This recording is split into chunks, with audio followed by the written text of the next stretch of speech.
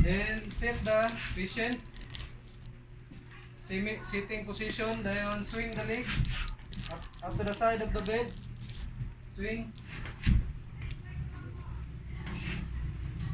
Then put the strong arm to the side of the patient. Then to support.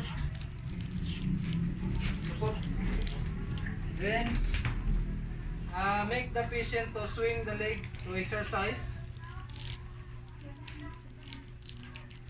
Yeah, the other side. Swing.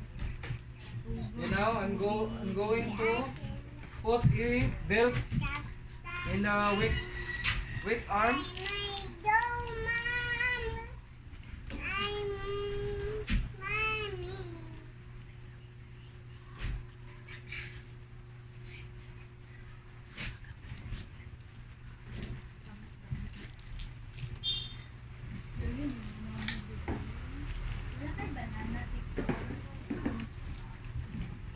Put a belt, then twist the buttocks and going.